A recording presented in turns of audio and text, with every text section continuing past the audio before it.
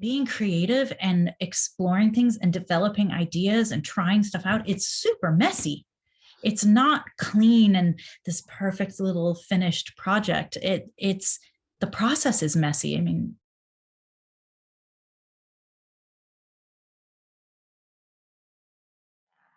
And we need to take away that fear of getting into knowing each other. it So becomes very difficult to visit unkindness to other people on other people if you take that time to actually connect with them. If you are wanting to have true connection and openness with other people, it becomes very difficult to become nasty with them. And the world needs more kindness in it for sure, and more understanding and more connection. Like we need that yeah, desperately in this time period in particular. It feels very prescient to have to breed and like nurture connection and community.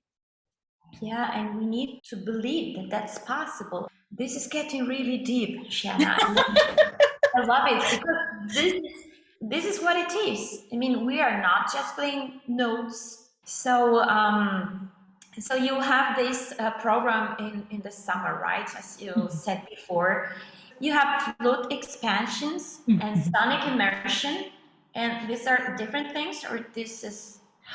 Oh yeah, no, this coming summer 2022 will be the second iteration of sonic immersion, which is something run through flute expansions. So it's the flute expansion sonic immersion, and the in February it'll be the flute expansions creativity intensive. So it's from the mission of that platform and that state, that's that website, and that sort of whole idea is to expand sound possibilities on the instrument and to like all things contemporary flute. And that's so that it's coming out of flute expansions. Yeah. Was there a surprise or something most important that they didn't believe they were going to get? What was the summary of that super, super intensive month? Well, I mean, it was exactly as I had hoped it would be. And I think what was experienced and what was communicated in sort of reflection feedback that we got from everybody was that this was not just about the flute. It was about so much more than the flute, and more. It was about so much more than contemporary music. In fact, it's not about contemporary flute or contemporary flute music.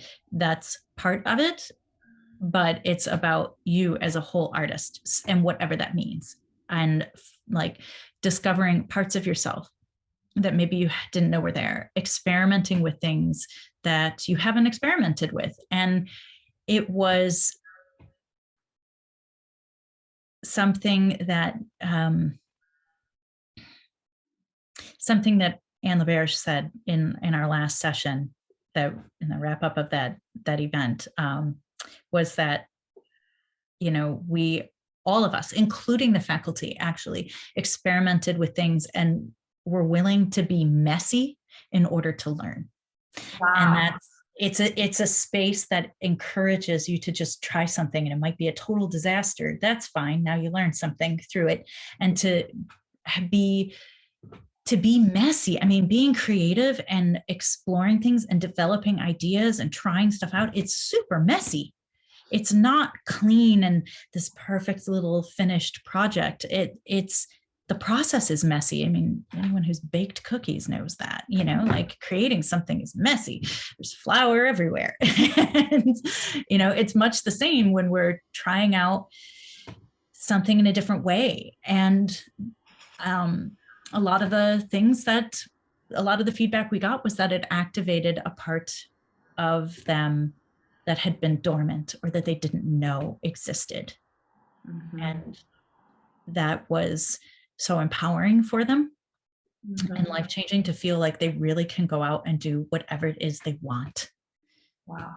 You know, it's in whatever realm they want to do it in, and they don't have to be limited by the rest of the music or flute world's view of what they should or should not do, kind of thing. So yeah, that's maybe the main takeaway. Yeah. Wow, that's so amazing. I want to play the flute to go to next session. Okay. I mean, it probably anybody, any instrument, anyone, any musician could probably come do it. You know, wow. probably. If somebody's like really wanting to come do this, we will find a way to make that work. That's very good to know. So, and now I have a question from an opera singer, and you know, as I said before, we singers, we are just born like isolated from the rest of the musicians, and sometimes they even don't call us musicians. That's that extreme, and sometimes we deserve that, but that's another thing. No, I'm joking. So I've heard you talk sometime about how being with people and creating something, that process itself, it ends up creating a project. How do you get to that? Because we tend to stay there and waiting for the phone to, or waiting for the email. Well, I'm not sure that it's actually too much different in some ways, because so many people, I mean, the degrees that I have are from universities that are really focused on orchestral performance primarily, and especially undergrad was, you know, an orchestral school of sorts. But there's, you know, we have chamber music projects to do and things like that. And some of it, I mean, I was self-motivated on and interested in these other kinds of, you know, exploring repertoire outside of these, you know, the quote unquote standard canon. But I think that in some ways can be affected by the teachers as well. If the teachers themselves are blocked in their own views of what is possible. And I mean, in terms of like creating something for yourself, I mean, what do you want to do? You know, what are you itching to do? What are you itching to explore? And then find people who are willing and daring enough to go do it with you, you know, even if it's, I mean, it doesn't even have to be anything so extreme. What if you wanted to do an entire, like a very specific kind of leader concert or a thematic thing, and get other people involved and create a whole experience out of it, where it's not just on a stage, clap, piece, clap, but like a whole kind of different experience for that.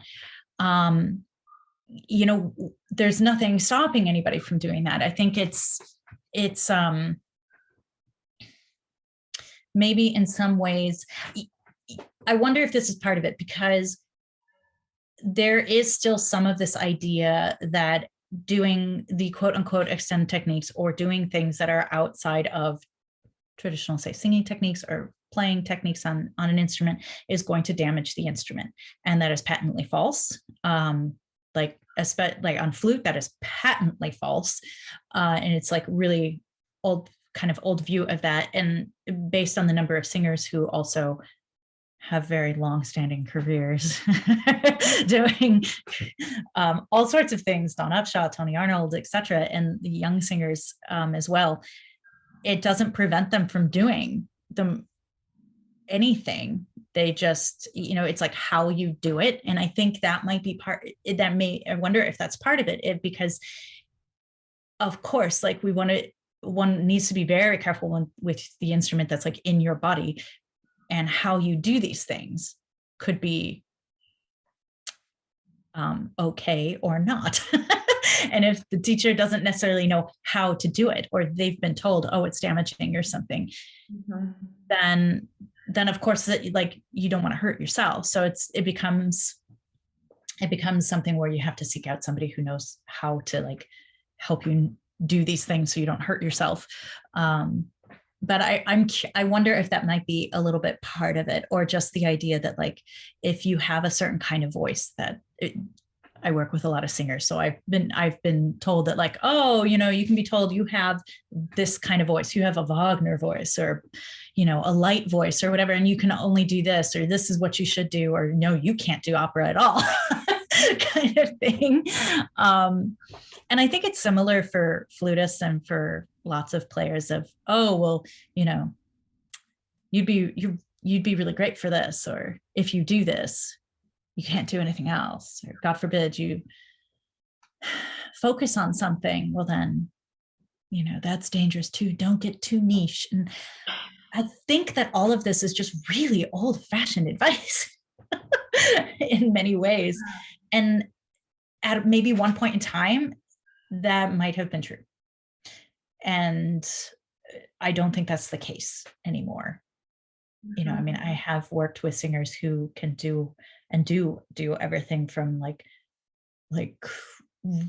full pop style to big bel canto and everything in between, so, and it's what you think is possible ultimately.